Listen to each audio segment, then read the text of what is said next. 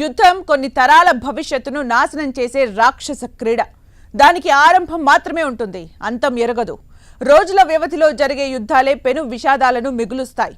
అదే ఏళ్ల తరబడి జరిగితే ఆ వినాశనం, ఆ నష్టం అంచనా వేయడం సాధ్యం కాని పని. ఇప్పుడు ఇజ్రాయిల్ పాలస్తీనా పరిస్థితి కూడా అలాంటిదే. పిల్లలు టపాకాయలు కాల్చినంత ఈజీగా ఆ రెండు దేశాలు ఒకరిపై ఒకరు బాంబుల వర్షం కురిపించుకుంటున్నాయి. ఏళ్లుగా ఆధిపత్యం కోసం ఒకరు, గుర్తింపు కోసం మరొకరు దాడులు చేసుకుంటూనే ఉన్నారు. ఇంతకీ ఆ రెండు దేశాల మధ్య గొడవేంటి? యుద్ధం ఎక్కడ మొదలైంది? ఇజ్రాయెల్ వాదనేంటి? పాలస్తీనా అభ్యంతరం ఏంటి? అసలు ఈ యుద్ధానికి శాంతి మార్గం లేదా? ఈ మారణ హోమం ముగిసే దారే లేదా? అసలు పాలస్తీనా ఇజ్రాయెల్ వివాదమేంటి? బాంబుల మోత, వరుస అటాక్స్ తో టెన్షన్, ప్రతీకారంతో ఒకరిపై ఒకరు మెరుపు దాడులు,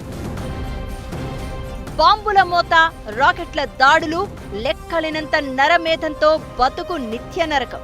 ఇలా ఇజ్రాయెల్ పాలస్తీనా మధ్య గొడవ ఇప్పుడే మొదలు కాలేదు, ఒక్క రోజుతో ముగిసిపోయేలా లేదు. గొడవకు 100 ఏళ్ల చరిత్ర. ఏళ్లుగా ప్రతీకార దాడులతో క్షణమొక నరకంగా నిత్యం పగ, ప్రతీకారంతో రగిలిపోతున్నాయి ఆ రెండు దేశాలు. పాలస్తీనాతో దాదాపు శతాబ్ద కాలంగా జరుగుతున్న యుద్ధం భీకర స్థాయికి చేరుకుంటోంది. బాంబుల వర్షం, రాకెట్ల సునామీతో ఇజ్రాయిల్ పాలస్తీనా గగనతలం దద్దరిల్లుతోంది. హమాస్ ఆకస్మిక దాడులతో గాజా స్ట్రిప్ గజగజ వణుకుతోంది. ఇజ్రాయిల్ మొసాదుతో కౌంటర్ ఆపరేషన్ చేస్తున్నా ఈ యుద్ధం ఇప్పటికే వేల మందిని బలి తీసుకుంది. ఇంకా ఎన్ని ప్రాణాలను బలి తీసుకుంటుందోనన్న భయాందోళన మాత్రం కంటిన్యూ అవుతోంది. భూభాగం కోసం రెండు దేశాలు యుద్ధం చేస్తూనే ఉన్నాయి. పాలస్తీనా ప్రాంతాన్ని యూదులు తమ పూర్వీకుల నివాసంగా భావిస్తారు. ఆ ప్రాంతంపై తమకే హక్కు ఉందని వారు వాదిస్తున్నారు. మరోవైపు పాలస్తీనియన్ అరబ్బులు కూడా అది తమ మాతృభూమి అని, యూదులు ఆక్రమించారని ఆరోపిస్తున్నారు. 1947లో పాలస్తీనాను రెండుగా విభజించి యూదులకు, అరబ్బులకు పంచి ఇవ్వాలని, జెరూసలేమును అంతర్జాతీయ నగరంగా ప్రకటించాలని ఐక్యరాజ్య సమితి ప్రతిపాదించింది. దీనికి యూదు నేతలు సమ్మతి తెలిపినప్పటికీ అరబ్బులు ఒప్పుకోలేదు. అప్పట్నుంచి గొడవ స్టార్ట్ అయింది. మొదటి ప్రపంచ యుద్ధంలో పాలస్తీనా ప్రాంతాన్ని పాలిస్తున్న ఒట్టోమన్ సామ్రాజ్యం ఓడిపోవడంతో ఆ ప్రాంతం బ్రిటన్ ఆధీనంలోకి వచ్చింది. ఈ సమయంలో అరబ్బులు ఎక్కువగా, యూదుల సంఖ్య తక్కువగా ఉండేది. అయితే 1920-40 మధ్య కాలంలో యూదులు ఎక్కువ సంఖ్యలో వచ్చి చేరారు. రెండో ప్రపంచ యుద్ధ కాలంలో ఐరోపాలో యూదులపై జరిగిన మారణ హోమం నుంచి తప్పించుకోవడానికి అనేక మంది అక్కడి నుంచి పారిపోయి పాలస్తీనా చేరుకున్నారు.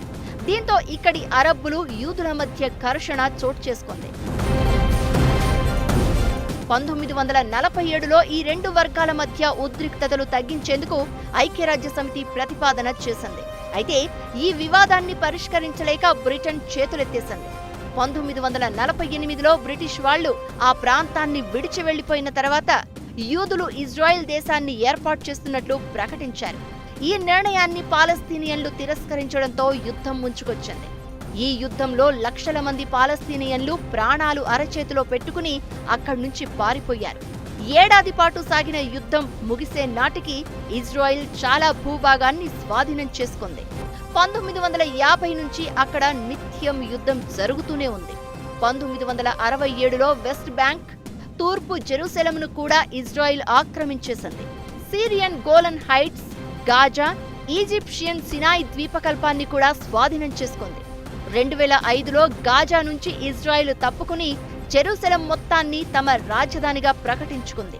అయితే తూర్పు జెరూసలేంనే పాలస్తీనా రాజధానిగా భావిస్తున్నారు. దీనికోసమే యుద్ధం కంటిన్యూ అవుతోంది. దాదాపు గత 30 ఏళ్లలో అనేక సార్లు శాంతి చర్చలు జరిగినా వివాదాలు పరిష్కారం కాలేదు.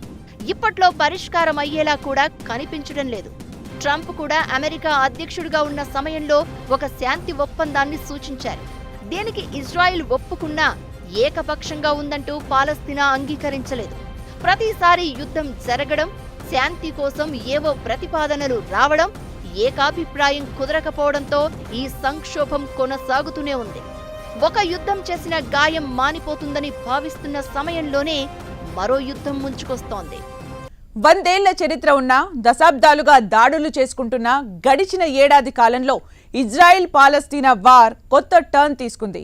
ఇజ్రాయెల్పై ఒక్కసారిగా హమాస్ దాడులు స్టార్ట్ చేయడంతో యుద్ధం పీక్ లెవెల్కు చేరుకుంది. భీకర పోరు కొనసాగుతోంది. ఈ రెండు దేశాల వార్తో మిడిల్ ఈస్టులో టెన్షన్ సిచ్యువేషన్స్ కంటిన్యూ అవుతున్నాయి.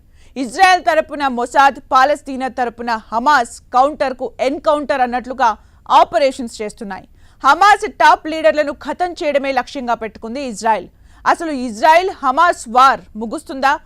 శాంతి ప్రతిపాదనకు ఒప్పుకోరా? ఈ నరమేధానికి అంతం పలికేది ఎవరు? మొసాద్ వర్సెస్ హమాస్ అన్నట్లుగా యుద్ధం. హమాస్ మెరుపు దాడులతో పీక్ లెవెల్ కి వార్. పోటాపోటీ ఆపరేషన్లు, వరుస పెట్టి ఎన్కౌంటర్లు.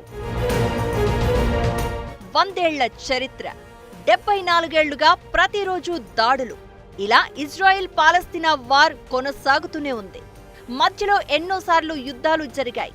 శాంతి ప్రతిపాదనలతో కాస్త వెనక్కి తగ్గారు. కానీ 2023లో మొదలైన యుద్ధం మాత్రం విజయమో వీర మరణమో అన్నట్లుగా పోరాడుతున్నాయి రెండు దేశాలు. పాలస్తీనా తరపున హమాస్ మిలిటెంట్లు రక్తం చిందిస్తున్నారు. వెయిట్ చేసి వెనక్కి తగ్గినట్టు కనిపించిన ఇజ్రాయెల్ కూడా మొసాదుతో ఆపరేషన్స్ స్టార్ట్ చేసింది. గత ఏడాది అక్టోబర్లో హమాస్ మెరుపు దాడులతో యుద్ధం పీక్ లెవెల్ కి చేరుకుంది. డజన్ల కొద్ది మిలిటెంట్లు దక్షిణ ఇజ్రాయిల్లోకి చొరబడ్డారు. గాజా నుంచి రాకెట్ దాడులు చేస్తూ ఇజ్రాయిల్ సరిహద్దు కంచెను దాటారు. హమాస్ మిలిటెంట్లు 160 మంది ఇజ్రాయిల్ వాసులను చంపడంతో పాటు 1200 మందిని బందీలుగా తీసుకెళ్లారు. ఆ తర్వాత ఇజ్రాయిల్ కూడా ప్రతీకార దాడులు మొదలుపెట్టింది. ఏడాదికి పైగా భీకర కాల్పులు, పోటాపోటీగా సొరంగాల నిర్మాణాలు, కూల్చివేతలు కొనసాగుతూనే ఉన్నాయి.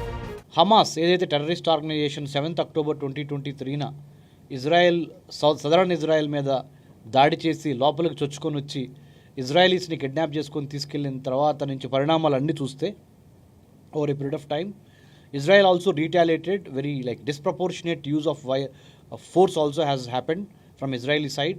As a result, thousands of innocent civilians in Palestine also lost their life, which is very sad. వరుస దాడులతో హమాస్ ను అంతం చేయడమే లక్ష్యంగా ఊహించని రీతిలో అటాక్స్ చేస్తోంది ఇజ్రాయెల్. తమ గూఢాచార వ్యవస్థ మొసాదును ఫీల్డ్లోకి దించి హమాస్ ను పూర్తిగా ఖతం చేయడమే పనిగా పెట్టుకుంది. ఈసారి తూర్పు జెరూసలంను తమ ఆధీనంలోకి తీసుకోవడమే టార్గెట్ గా అటాక్స్ చేస్తోంది. ప్రాణ నష్టం జరిగినా, హమాస్ రెచ్చిపోయినా కాస్త తగ్గినట్లే తగ్గి 2 అడుగులు వెనక్కి వేసి పంజా విసురుతోంది. ఇప్పుడు ఇజ్రాయెల్ దెబ్బకు హమాస్ వణికిపోతోంది. హమాస్ టాప్ లీడర్లను వరుసపెట్టి హతం చేస్తోంది ఇజ్రాయెల్.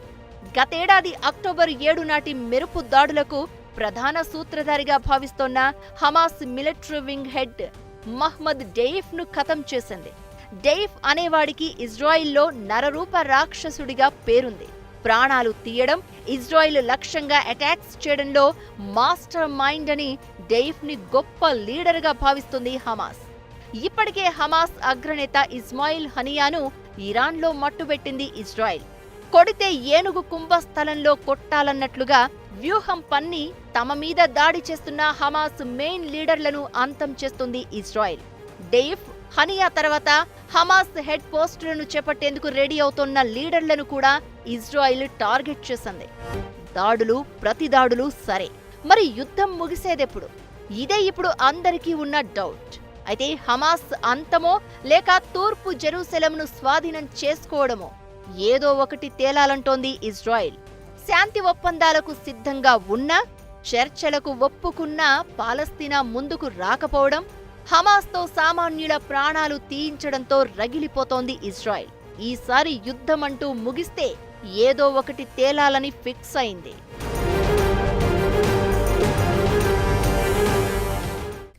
ఇది వాళ్ళ స్పెషల్ ఫోకస్. మరో అంశంతో మళ్ళీ కలుద్దాం. Keep watching 10 TV.